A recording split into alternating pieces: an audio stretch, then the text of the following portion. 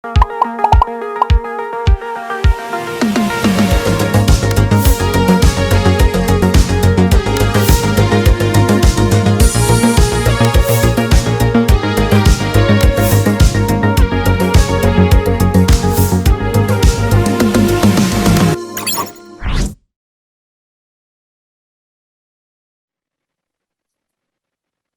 you for joining us for this virtual session. Before we start, I would like to remind everyone you can interact with us using Slido for this session.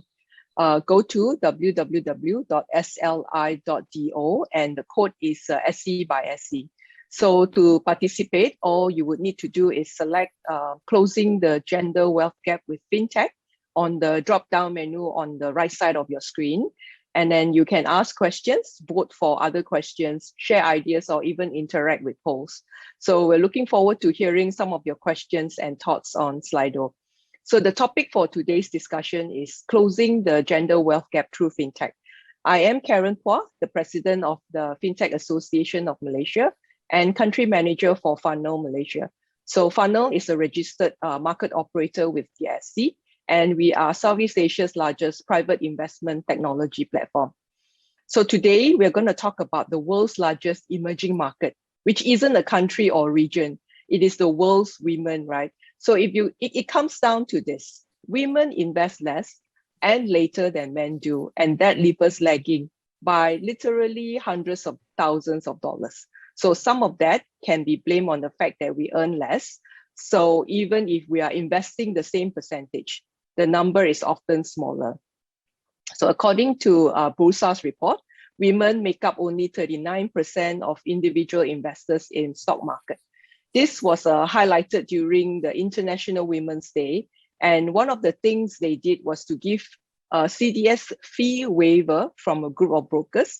And from that campaign, they managed to increase women-owned CDS account by 16%. Now let's look at some facts.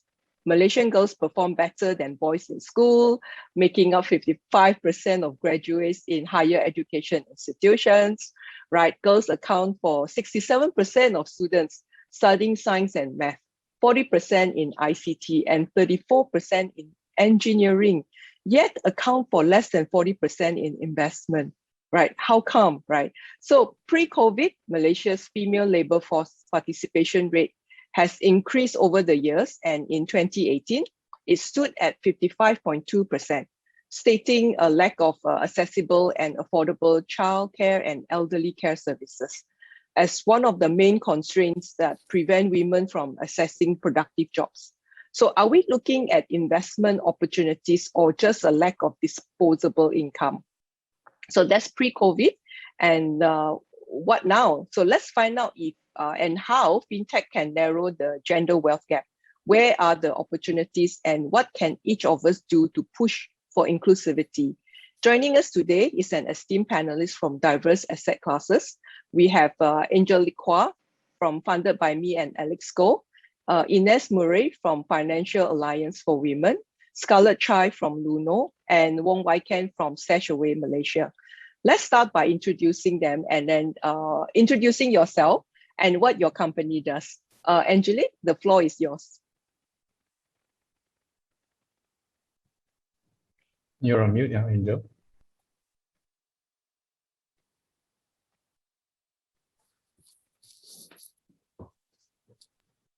Can she hear us? Okay. Angel, you're on okay. mute. Yeah, go ahead. Thank you, Karen. I'm very glad to be here with all of you today. We are one of the regulator P2P and ECF platform in Malaysia, namely Alex Co and Funded by Me. Okay. Do you want to tell us more about the other things about, like, maybe, for example, the womenpreneur initiatives that you have? Sure, I can slot it in later in our conversations. Okay, no rush. cool. Karen. Thanks. All anyway. right. Thank you. Ines, thank you so much for taking time off to join us today. Tell us more about yourself and what does Financial Alliance for Women do? Sure. Thanks, Karen. It's a pleasure to be here today. I'm the CEO of the Financial Alliance for Women, and we're a network of large commercial enterprises that have strategic approaches to the women's market. And as Karen said, it is the largest and fastest growing economy in the world. And all of our members, which are, as I said, large financial institutions, have specific programs that target the women's market. I would say the common segment around the world that they're targeting is women SMEs, but many of them also target women of wealth as well as professional women and in some emerging market space of the pyramid. And so what we do is we share best practice across one another as a group of professionals. And our goal, of course, is to close the gender gap and the gender wealth gap. Thank you. Thank you. Thank you. Hi, Scarlett. The hottest assets at the moment. Tell us about yourself and Luno. Hi, everyone. Thanks for having me. I'm Scarlett. I am the marketing manager of Luno Malaysia. I was the third employee of the Malaysia team, as well as the first female that joined the team to, on this journey. So just a short recap. Luno has been registered with the Securities Commission as a recognized market operator under the category of Digital Asset Exchange, DAX, since 2019. So our mission is to upgrade the world to a better financial system. And currently we just crossed the mark of over 9 million global customers in over 40 countries. Our products and services basically make Malaysians have a safe and easy way to buy, sell, store, and learn about cryptocurrencies such as Bitcoin and Ethereum. So in short, we're a platform for Malaysians to safely invest in Bitcoins. Yeah. Thank you. Thank you. So, and last but not least, Ken, please share with us about StashAway and yourself. Sure. Good afternoon, everyone. My name is Ken. I'm the country manager of StashAway. StashAway is what you'd call a robo-advisor or a digital fund manager. So we offer multi-asset global portfolios to anyone who wants to use our service. Just a fun fact as well, I have a newborn, 3 years old, 3 months old, and pandemic baby. So I've also seen firsthand how amazing women can be and the challenges they face in terms of going back into the workforce. All of which, there are a lot of things I haven't lived through, unlike everyone else on the panel, but I want to provide perspectives on how our users, our women users use our platform, and also some of my personal experiences as well. So looking forward to it. Okay, so staying on with Ken, if you may, please share with us the percentage of women investors you have on your platform. And did you see a drastic change pre-COVID and now? Right. Yeah, I think that's the stat that people look at, right? But which I don't think is that interesting. It tells you directionally if you're attracting a certain audience or not. But I think that's very limited in terms of how interesting that is. So our current breakdown is 60-40 between men and women. But the thing that we've been seeing is over the last year, the new users coming on our platform is actually 50-50. And we think that is a result of a few things. Firstly, we've been around in this market for about for 3.5 years now, and we are quite mainstream. So I think the trust is there, and then men and women both use the platform. But we've also been doing very explicit things to educate the concept of investing and growing your wealth with specifically women audiences. We do talk about why more women need to invest, both as a seminar that we offer, as well as engagements with different corporates as well. But moving on to how women interact with our platform and how they're different and the same as men, I think there are a lot of myths out there, a lot of misconceptions. So I think essentially in terms of our platform, you can actually set up a goal, right? You can actually tag a goal to your investments, and actually more women use this function compared to men. So 45% of women use this function, and I think it's more intentional. So what do they really use it for? What goals do they actually have in mind? Their number one goal is to travel. I don't think that's stereotypical at all. I think everyone wants to leave the country and do fun things like Inez, right? Like she's overseas right now. And also then it goes on from travel to then emergency funds, and then only retirement, and then only buying a house. So I think these are the goals that our women users have in mind. In terms of risk preference, actually there isn't that much of a difference. What we do is we offer different risk points for you to invest, and different constituents of the portfolio make it more risky or less risky. So actually both men and women have about the same risk index, and it's broadly a very balanced portfolio. So there's a lot of myths around, oh, women are more conservative than men. So I think I'd like to dismiss that and say that actually you shouldn't generalize whether you're men or women. Rather, you should look at your own financial standing and what you want to invest for, right? If it's a long-term thing, you can take more risk. And then during COVID, I think this is very relevant. We actually saw that women are more steady overall during a financial downturn. They're less prone to actually trading in and out of positions. So we found that women are less likely to withdraw once they've broken even, because there's this syndrome called break-even syndrome. When they go down, they don't want to admit they've made a loss, but when they break even, they're like, okay, that was a harrowing experience, I'm going to leave. So this break-even experience, we haven't really seen that in women. Women are less likely to withdraw once they have broken even from volatile markets. Actually, interestingly enough, during the crash, women are actually less likely to withdraw as well, right? So in essence, they just stick to their plans and carry on. Whereas some guys, it's a small margin, but it's a material one, actually feel like the need to actually withdraw more.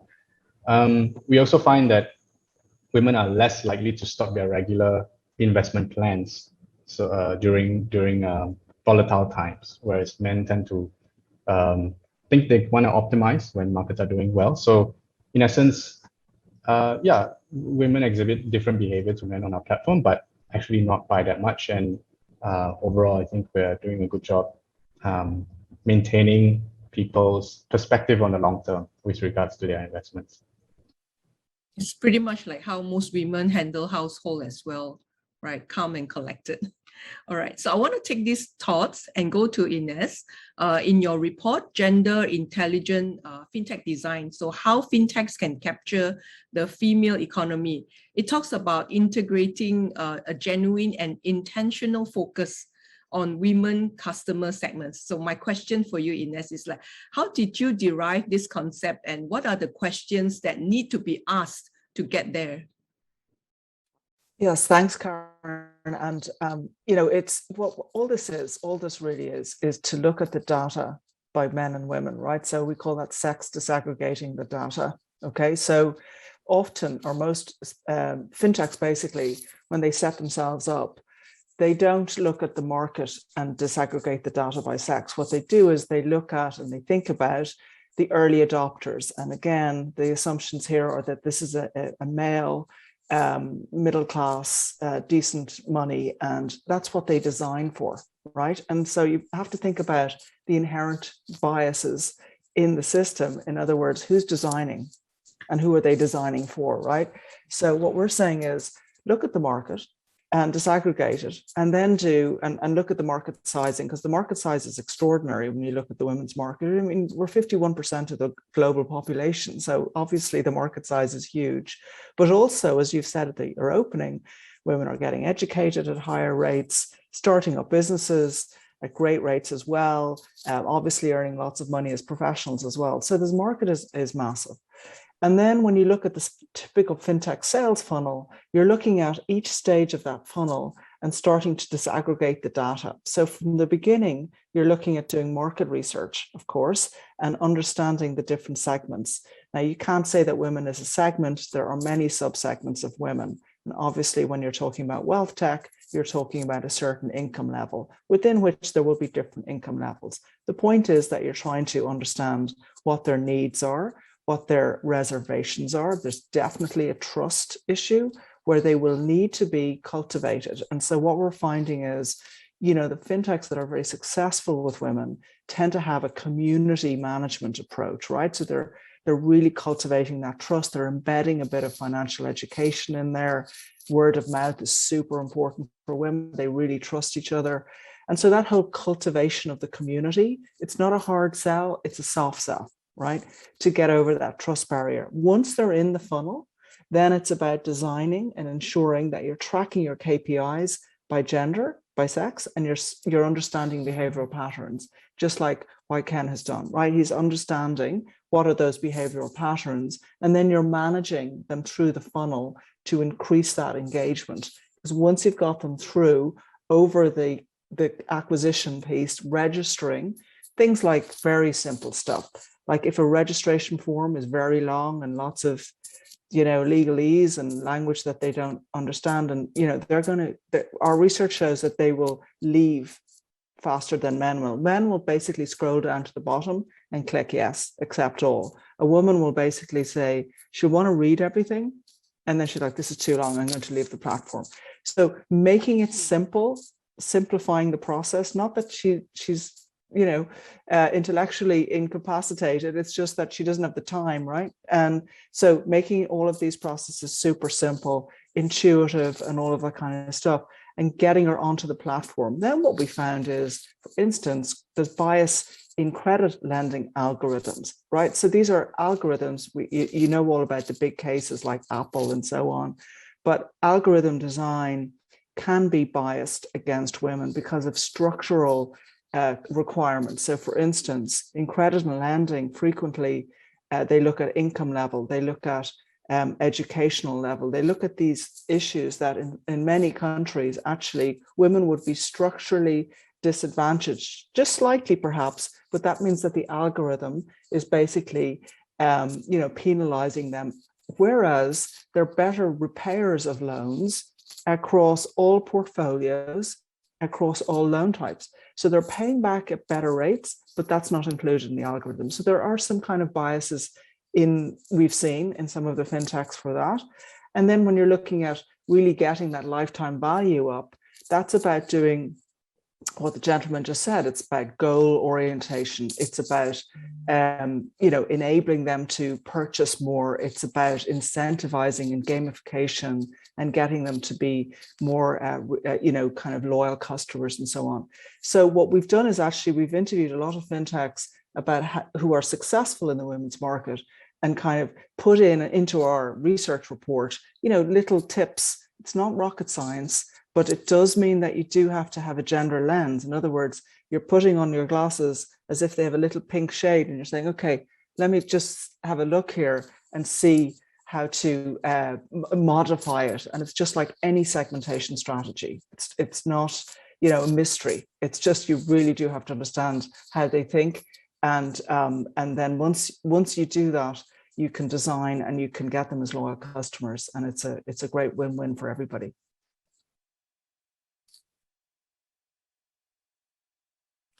Karen, you're on mute. Sorry. So really good stuff, Ines. I like what you said about the early adopters. So if I can just go back to YCAN a little bit, do you see that as a journey on your platform, where when you first started like 3.5 years ago, is there like a neck-to-neck race, or you can see the guys going in first and then only slowly the women investors comes in? Yeah, I don't have general hard stats from the industry, but when we started, actually it was 70-30 in favor of men. And I think when it comes to tech and also investments, I think the stereotype is that men tend to be early adopters, right? But I think when we saw this, we were also asking ourselves questions around why is this the case? And we started talking more about why more women should invest. We found out that there were structural issues that we need to talk about, things like women's choices about being a full-time mother or not, taking maternity leave or not, and things like this that they may not actually recover from. Decision making in certain households also tend to stereotypically be men in certain patriarchal societies. So we wanted to talk about all of this, and we've had many people talk about it, including myself. I don't have that lived experience, but I want to be educated and continue to be. So that's why we were really glad that now it's 60-40, and the new entrants that we're seeing over the past like trailing 12 months, it's actually 50-50. So we think we've made progress. Okay, yeah, that's great news. Going to Angelique, Fintech is becoming the face of alternative financial possibilities across the globe, especially in economically diverse and developing countries, right? Do you see us having to do more to convince women to invest in fellow women entrepreneurs? And do you think we have unconsciously biased women entrepreneurs ourselves? Well, Karen, this is a very big topic, but nevertheless, this is something very close to my heart, especially it comes to women invest in women.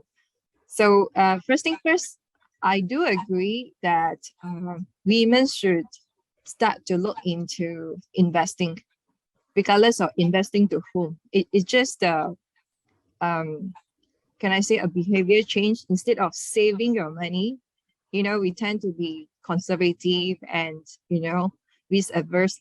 But having acquired a knowledge of investing, especially in slightly high risk products portfolios like P2P or, you know, ECF or even crypto that can be very highly risk assets, is one of the, I think this is one of the breakthrough for all of us. And I strongly believe, coming from my personal view, I think this is one of the way out of you working hard to earn money, you know, get a higher pay job, or, you know, like any way to acquire your wealth. Investing goes without saying, this is one of the way to accumulate wealth. And not just that, it actually opened the mindset of women's that taking risks and, you know, open to the products that we are not familiar with, or we call it very masculine products. Okay, thank you. Over to Scarlett. The last I checked on CoinGecko's website, the market cap for cryptocurrencies is at $2.6 trillion, right? How much is it being invested by women in Luno's book? And then I'm going to start practicing what I learned from Ines. Is there intentional programs to push the numbers, and what's the risk appetite when it comes to gender? Hi, thanks Karen for the question. So I can't exactly reveal the trading volume in terms of, like, you know, gender breakdown, but I can share some interesting statistics that, you know, we have about our female investors or female customer base, right? So it used to be 80-20 when we first started back in 2019, when we got our approval to launch in Malaysia. But since then, I think currently the latest figures that we have is currently we're sitting at 24% of our customers are actually female investors. So you can say there is slight growth, but I think we still have a lot of work to do on that to increase them, right? So you'll be surprised that from this 24% of these female investors that we have in Luno, 72% of them actually uses what we have called instant buy and sell, which is a feature that Luno have. You know, it allows someone to easily buy Bitcoin, you know, just with a push of a button. So it's very convenient and it's straightforward. 72% of them love this feature and constantly uses it. But, you know, if you're asking like, oh, is that it? Is that in terms of risk, is that all there is? They just buy Bitcoin using a push of a button and, you know, they're not advanced or something like that. The answer is wrong. It's no, actually. Even though the percentages of what we call female traders are low, because there's 28% of them. In fact, this 28% of female traders actually uses the exchange more often, and the purchasing power as well as the transaction volume is actually 2 times more.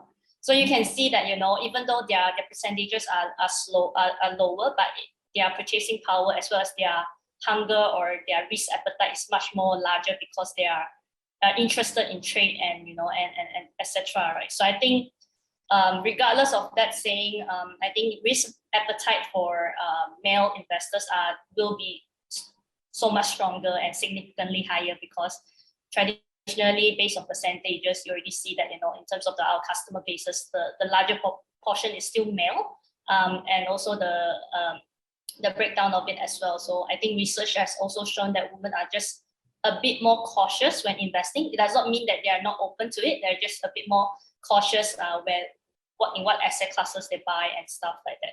So I think for us is that their favorite crypto pairs for women investors on Luno are actually Bitcoin, Ethereum, as well as, surprisingly, XRP Ripple. So I think that is something that we are also constantly monitoring, and surprised to see that, these are the few favorite crypto pairings that our female investors love to invest in, and we continue to see how it grows further. So if you're saying that, are there any plans to push the numbers further? Because I just shared that 24% female investors, right? There is definitely plans, right? I think for us, we are, thanks to Ines' report about targeting women consumers, by offering them, like, building trust, provide relevant content, and focuses on topics that they are, what they want to know. Like, for instance, like, is it secure? Is it safe? All this kind of thing comes into picture. So for us, Luno is very happy to announce that we are going to launch a education talk series focusing on women. We call it Women in Crypto Education Series. It's going to launch in November onwards, where every month we will be sharing a topic, and it's going to be a woman specific talks only. I'm sorry, there's no boys allowed in the group, because we wanted to create an environment that's safe, fun, and comfortable for them to ask questions, right, without being judged or without anything. We just want them to be comfortable and ask questions and share knowledge around. So it's going to launch next month onwards, and we're going to provide different kinds of topics, starting from the very basics on what's Bitcoin, why should you care about it, right down into like financial planning. Like we're going to collaborate with the financial planning firms, where we invite a guest speaker for them to introduce, as well as do a talk about, like, why should women be in charge of their own financials, how can they better plan it, and how they can get involved in investing, right, in different kinds of asset classes if they are comfortable. So yeah, that is definitely what we are planning, and very excited to see it launching. That's great. That's great. So I think I'm the early adopter when Luno first launched as well. So back to Ines. I hope fintech startups are watching this session, because the study you have shared with us has like fundamental concepts yet not practiced by many, and you've spoken to so many fintech startups. And what is the current gender wealth gap for fintech adoption by women from the research and case studies you've conducted and seen? Yeah, thanks, Karen. So we found that actually for every 100 men that are using a fintech, 72 women are, right? So that's the gender gap, what we call the gender gap. If you look at the wealth gap is a different concept. So that means that's basically how much money do people end up with in terms of their wealth. And so I have a figure for the United States. It's probably different, and I'm sure it's different in Malaysia, but it'll give you a sense of this. So for every $100 a man ends up with in his wealth, a woman ends up with 32 cents. So that's in the United States. And if she's a woman of color, she ends up with 1 cent, right? So, and as you refer to at the beginning of your remarks, there are issues here in terms of lifetime earnings and taking time out of the labor force, and of course the gender pay gap, right, which is the difference between what the average man earns and the average woman earns. But what we would say is that that's a massive opportunity, right? So this is an untapped market to a great extent. And if you're fintech thinking about looking at certainly the wealth tech space, I mean, look at women's behaviors. I mean, women are the savers, right? They think about the long term.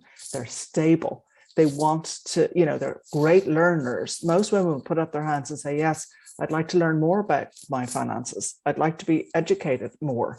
They have a lot of behavioral characteristics that's very tantalizing for a wealth tech platform. And then on the wealth tech platforms, of course, you can do your robo, you can do a lot of things that can actually are low cost, but a great way of getting them in. And some of the wealth techs that we've done research with are showing a very high LTV to CAC ratio. So, I mean, you're talking 13-1, right? So that's a very good number.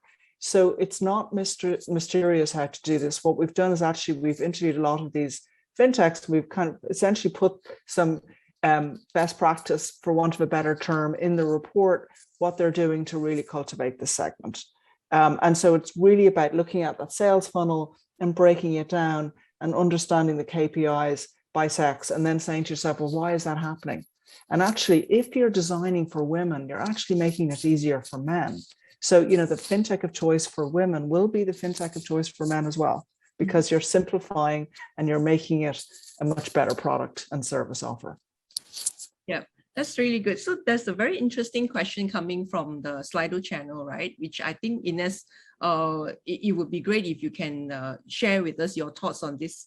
The question is, do you think information or educational materials online needs to be more gender neutral, right? So I'm curious too, what does that mean? Like, if does it mean that by putting the font in pink color, will it attract more? Yeah, do share it. Okay, so I mean, I think, look, we have plenty of reports on the financiallinesforwomen.org website, right? So one of the things on demand side issues is that women don't like pink marketing, right? So pink is, if it's an empty promise, if it's just pink text, but it's the same deal, they just think they're being talked down to, right? So it has to have substance. It has to add real value, right? It has to be timely information that's relevant. I would say this is true for men as well, but for women, they don't like to be messed around with. They just don't have the time, right? So they're not, okay, you know, they're managing a portfolio in their lives, right? So they have their spouses, their children, their parents. It's a portfolio, so they don't have the time. So always think the time scarcity. Think about simple explanations, reduce the acronyms, you know, all this kind of stuff that you would like, you know, quick, easy, that kind of stuff. So not, you know, really thinking about them as being very choiceful about what they want to spend their time doing. And then from the marketing side, you need to build the trust, right? So that is about establishing yourself in the marketplace, being credible, getting that word of mouth. Women really do listen to each other about, you know, where they should shop and buy stuff, right? So that word of mouth, and the word of mouth is very important, because if you do it wrong, they're going to tell many more people, right? So if you disappoint a woman customer, she's going to tell a lot of people. Whereas if you disappoint a male customer, he's only going to tell a couple of people. So you're, you know, the inverse is true of these things. So making it good for them. And I would say, in terms of gender neutrality on education as well, you have to, you know, women self-report globally less confidence in their financial capabilities. They self-report that. So whether that's, you know, for whatever reason, right, in society, this is how we've ended up. So you need to help deconstruct this financial landscape for them and understand the investment landscape. And once you do that, you know, the sky's the limit in terms of, you know, getting them to be repeat customers and grow their portfolios and so on. Yeah, I agree with you on that. So let me go back to Angela, right? As leader of your own fintech companies, you actually are running two, ECF and P2P. Fair and equitable access to financial services is a prerequisite for economic security and prosperity. So what is your view on this statement, and what are you doing to make it fair? Sure, thanks for the questions.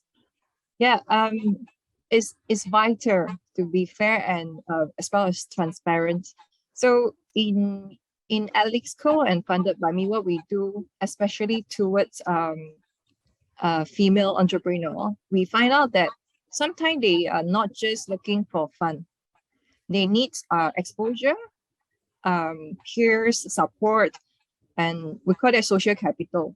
So what we do up to a certain extent is we sort of like not just promoting them as a company, but we also introduce and channel them to the party or to the potential partner they might need it.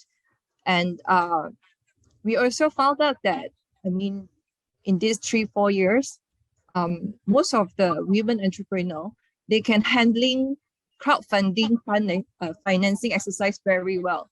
Whereas if you look at the other data like VC report, if like in US, we all know that is only 3% of the VC funds actually go to women-led businesses.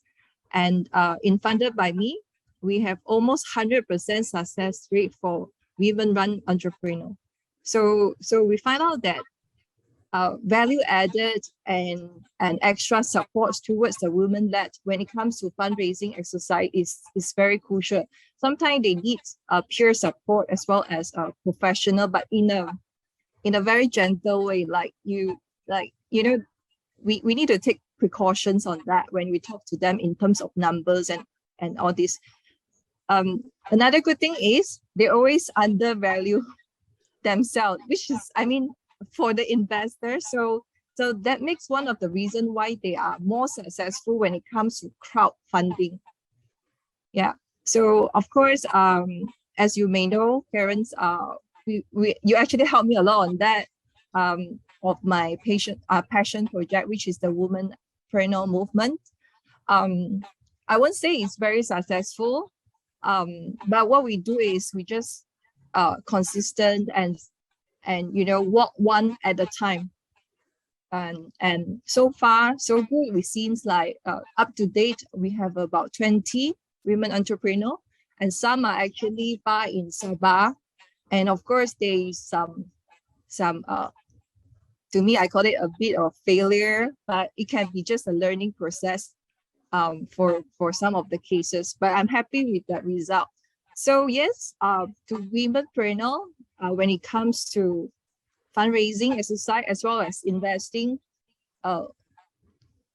me and my team actually taking extra step to work through them. Yeah. Okay. So one thing very interesting is we found out that if only the women investor, like if she interested to invest, if I went to meet her and explain to her, and she will likely to invest, or maybe womenpreneur who are referred by her friends. So these are the interesting facts that I find out. Okay, that's really interesting. So peer support is still very important, and I learned something new today as well, right? The social what? Social capital. Capital, yeah. That can take quite a lot of bandwidth, to be honest. Yeah. Okay, so why can I remember when you first started, you do a lot of training, and then in corporate and also in public, right? So there is a question from Slido, which I thought is very interesting in the sense that after hearing what Scarlett said about doing a program just for women, the question is, what are the ways in which we can get more meaningful women participation and not just token participation? I think whatever you communicate targeting women specifically needs to be relevant as well, right? Like when we treat our content, we look at it as a conversation starter as the first step, so everyone's aware of why this is important. But then very quickly we transition to how investing is actually important and what they can do about it, right? So I think the content needs to be there. The substance, as you said earlier, needs to be there. That way we actually need activists within the company itself. That's why organizations like Lean In are very important. They have women's circles in different companies and different settings around Malaysia, and we are actually collaborating with them whenever it comes to investments and money, right? So I applaud their efforts there, because you need drivers internally to make these things successful. And then after that, it's also about other relevant knowledge, the relevant knowledge ladder, right? So now that someone is keen on learning about investment and they've taken that first step, what's the second, third? How do you do retirement planning? What's an ETF when it comes to investing? All of these are very important, right? So it shouldn't just start with, okay, more women should invest. Okay, bye, I'll see you. It's what comes after that as well. And then I want to talk about social capital as well, because I like what Angel said just now. When we do our outreach as well, we tend to work with real women, and by that I actually mean women who we know and relate to in real life. I think on Instagram, there are a lot of caricatures, and that's good for the algo, and that's what people click on and like. But we all know sex sells. You reveal a bit of skin, you're gonna get a lot of likes. But I think these are almost like at cartoonish levels, right? And for us, we don't focus on those. We focus on real people who live real lives, right? Women who are not just one-dimensional. They are entrepreneurs, they are white collar, they are moms. And I think their story really resonates. And then when we work with them, we say, just tell people how you use Dashway in your own words, whether it's important to you as someone who maybe doesn't have a stable job, or maybe because you have taken finances much more seriously because you now have a kid, right? We work with one lady called, her handle is called Kampung Boy City Girls Husband and Wife Team. And she's, I think her baby boy is 2 years old. And actually she used to be a fund manager, and her husband is in corporate finance. And we find that just giving her creative freedom to do whatever she wants with our content in regards to affiliate marketing is completely in her hands. She clearly knows what she's doing. She knows what her audience wants to hear from her as well. And then whenever she does AMAs and things like that around questions that come her way, she deals with it in a very, very factual kind of non-exaggerated manner. So I think these are the things that we do, which I think is actually quite organic. We don't actually have a mandate or a sit down. I think these are just things that we organically do, because also our firm is made up very, very equally across different nationalities and genders as well. We have 27 different nationalities. The men-women breakdown is very, very equal, and there are women in all kinds of positions like Deputy CIO, our COO, our country manager of Singapore and Hong Kong, the copywriters, our head compliance officer, and even devs, right? That's also very important. So I think that comes out naturally, and I think so far we're doing a decent job. Yep, great. That's great. Thank you. So back to Scarlett. We've covered quite a lot on the need to improve the UI UX to encourage women participation. Do you agree with that observation? And from your experience at Luno, what can be improved to get more women involved in digital assets?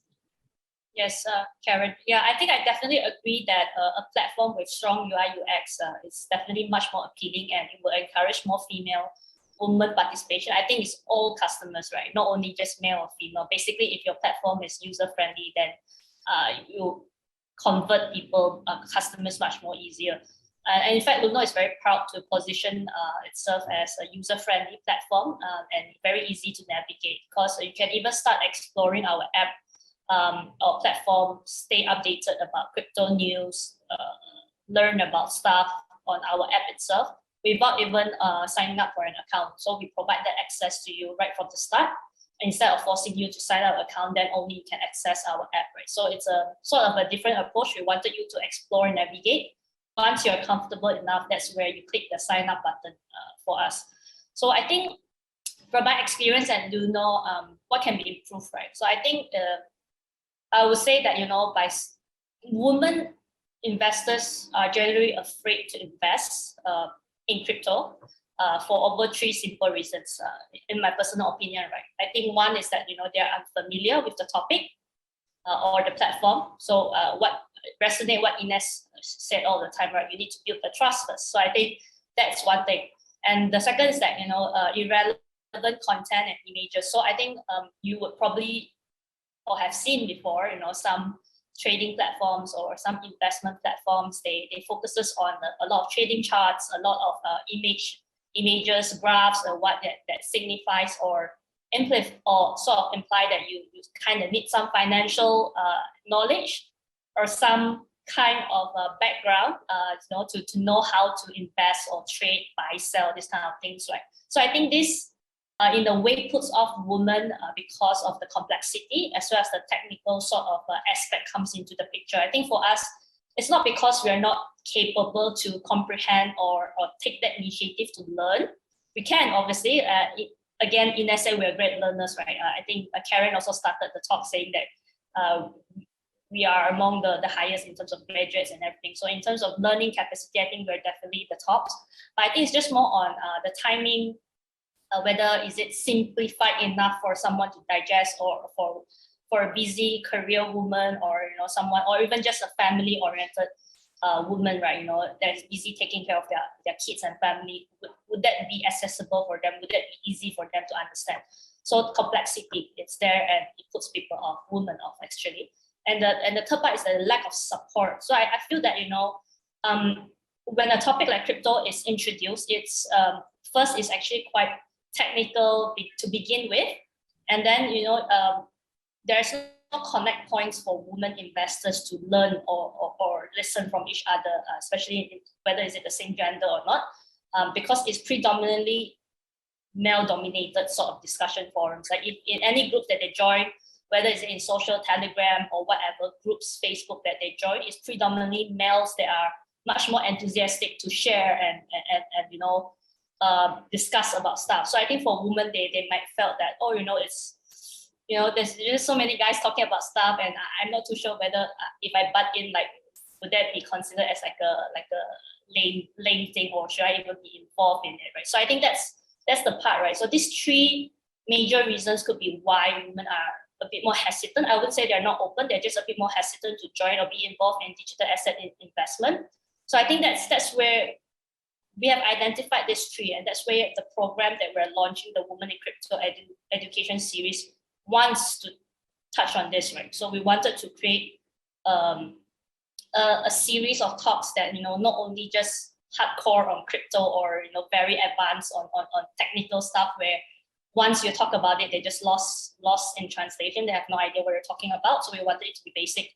And essential, we also wanted to foster an environment where all these women are in a place where they can share. Eventually, there might be a community, or maybe there might be a group that can just share around and discuss. And eventually, they bring more people, because word of mouth is very, very important in the female community or the woman community, right? And if they've experienced something nice, they learn something useful out of this kind of series, that's where they will bring in more friends, or they will introduce people to come and join them to learn more and grow more, right? So I think for us is that we wanted to make it fun. We don't want it to be hard for them to access. And also, I think I echo what Ken was saying there. It's not just one-time thing where you just, okay, thank you for joining. All right, bye. That's it. It has to be a continuous effort. I would say it's quite difficult, because you need drivers to drive this, and constantly push to have constant engagement with your female investors, or even convert women participants into your customers eventually. So yeah, I think that's from what I understand. I think we would need to continuously do campaigns that is targeted to female, and also create series and foster a community that they can join and learn with us. Okay, so it's really interesting with what you've just said, and then what Ines spoke about earlier about not making it too complicated for women folks, right? So Ines, there is an observation from our audience, all right, and it goes like this: the simplifying fintech processes dumb things down for women. So Ines, what do you think? No, my belief, and I've worked in strategy for most of my career, is that simple is smart, right? So you make things simple, it means that you've really understood what you're trying to share and get people to do, and they understand it. Why should it be a complicated interaction? I mean, I want to know, when I'm listening to Scarlett, I'd like, can I learn a bit more about Bitcoin? Maybe I want to get involved, and I think there's a perception in the community that Bitcoin is a high risk.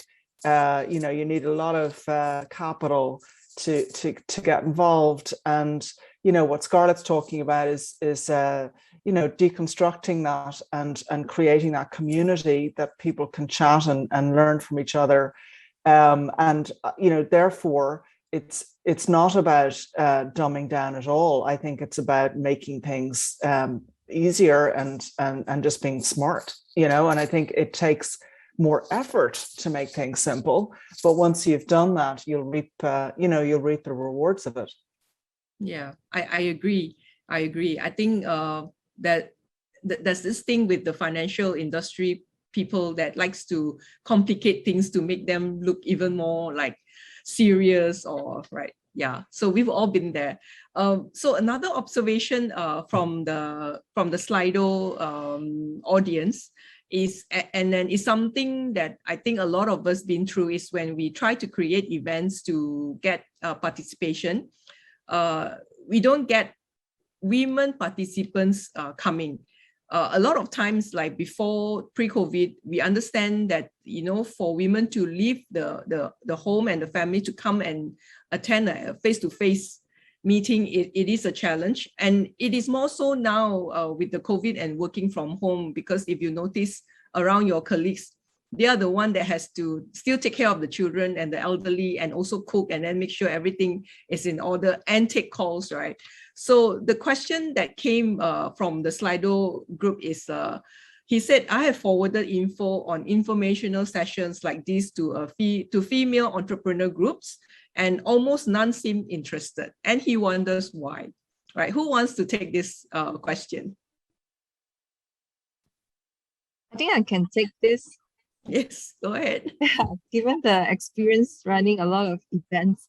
So for the, definitely I very much agree with Scarlett's strategies to create an event just for women, an event just for women. So like a womenpreneur movement, what we do is we used to do offline to get inspired or successful womenpreneurs to share their story. It's like very personal story, how they started, how they feel, and the event is only catered for women. And we find out this is there's very positive response on that. So that's one thing. And the second is also what we do in Alexco and Funded by Me is we tend to engage a female financial planner. So as we know, women's sometimes tend to have personal touch. So they want to speak one-to-one in very deep, or, you know, like very, they want to ask all kinds of questions and in their own way, in their own pace. So having the referral, I mean the agents to help us to promote our product, I see a lot of positive increase of revenue on that part as well. So yes, I agree. When it comes to communicate, especially in very technical terms, in investing or fundraising exercise, it should be speak to their language. Okay, yeah, I too agree with that. Okay, so it looks like we still have five more minutes to go. Let's go around the room and hear from our panelists what you hope the key takeaway for our audience today. Okay, let's start with Angelique. Well, me first. So when it comes to gender gap, I strongly agree we need to do something. Doesn't mean it has to be big, can be very small. Like you can go back to your office and ask your superior, are we having equal pay between the gender? Or as a mother, you can start to educate your daughter and start to talk about money to your daughter. Or as a friend, you tell your friends like, hey guys, I mean, we should not just talk about bags and perfume or cosmetic. Let's talk about money, investment, our retirement. So can we start very small? In a bigger scale, we will have to leave to like you know, politicians and rule makers to create an environment for women to grow and learn and be success as well. So yeah, and I also start to pondering when I got this topic as a panelist. I started to ponder, maybe women's not really priority wealth at first. Their priority love or family. So with that sense, it becomes very normal that we pursue our family, want to take care of family. When it comes to building our career, I will put my kids or, you know, my spouse at first. Then then my career will be the second. Yeah, so maybe it's time to rethink wealth in terms of not just a monetary term. Yeah. Yeah, thank you. I like that. We have to rethink. Yes. Ines, what do you think? What are the key takeaways you're hoping for our audience to take home today? Sure. Yeah, no, I would say to the audience, which I'm assuming are mainly fintechs, is to look at your sales funnels and disaggregate the data by sex at each stage. So from the awareness stage, so, you know, how many men and women are you attracting, to the consideration stage, how many men and women are you converting, to the approval stage if you're a credit and lending or an insurtech, to the usage stage, you know, what are the usage rates by sex, and then to the repeat customer and loyalty and referral and so on stage. And once you've understood the, you know, how men and women are behaving within it, I mean, you're really looking for a 50-50. It has to be really representative of the population. And if you see differences there, then you simply ask why. Why is that happening? You start looking at those, deconstructing those KPIs, looking at additional ones. We actually have many of those KPIs in the report that we've just produced, in the research report, and then looking at solutions, because the solutions are pretty simple. As you've heard today from the panelists, there's lots of great ideas out there. There's lots of things that we can apply. And then, you know, measure that success. And so what you're actually doing is you're having a data-driven approach to your business design. And in that way, we think you're going to be very successful with the women's market. So go ahead online, financiallinesforwomen.org, and take a look at that fintech report, and we'll help you understand how to do this. Thank you. Thank you, Ines. Well said. Okay, Scarlett. Right, so I think everyone is working very hard to sort of close the wealth gap or gender pay gap. You know, there's still a lot more for us to do. But I think my key takeaway is that if you're in a position to influence or even make decisions, I think it all starts with yourself, or even influence others, your companies or your team. Start by just organizing a simple financial awareness talks for your team members, for the company, or even start to encourage execution of campaigns that can you know, sort of bridge the gap and bring more women investors into the investment scene, or, you know, just provide education for them, right? So I think it all starts somewhere. I think for us, if we're aware that the gap exists, we have to play a part on it, and, you know, start by doing something. So I think for me, my personal suggestion would be, you know, for everyone out there that's interested to try and learn about crypto, just read an article or even watch a video, and eventually once Luno launches the Women in Crypto series, join us. You know, don't be afraid, familiarize yourself with the basics, always start with a small model, and also something you can afford to lose, right? So I think if I can get my head around crypto or investment with a non-financial education background, I think you can also do it too. So I think I just want to end, right, if anyone wants to try Bitcoin or, you know, Luno platform, you can use the promo code SCxSC21 that allows you to get additional 25 ringgit Bitcoin from Luno when you purchase 100 ringgit. So yeah, I think that is for me to end. Yeah. Great, thank you so much for the promo code. Last but not least, Ken, what do you think? Yeah, thanks, Karen. I think overall it's been a great panel, if I may say so. I think overall it's, you know, ignorance is bliss, but knowledge is power, right? Like, I would also like to be blissfully unaware of certain things, but also knowledge is power, so you can actually be a part of the solution, whether you're a man or a woman. As a lady, I think if you're not very well educated about your finances and you have someone that you trust, maybe your partner or maybe a very close friend, do ask questions, do learn, and eventually you will be very independent.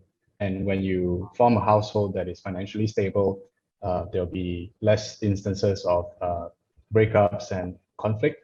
And I think overall it'll be better for our society if everyone was more financially literate and empowered. You know, a long time ago, I read the book Half the Sky, How to Change the World.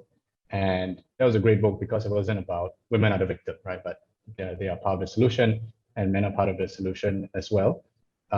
With more capital, you can do more things, you can live out your dreams, and I think go towards a better society. So yeah, thanks so much for the opportunity to speak today. Great, thank you. Thank you so much. Okay, so everyone, please also watch out for the Stash Away promo code that is on YCAN's screen. All right, thank you everyone. But before we go, just a reminder to everyone, the next session will be Meet the Regulator at 3:15 p.m. Stay tuned, and I hope you enjoy the rest of the conference. Thank you so much, everyone.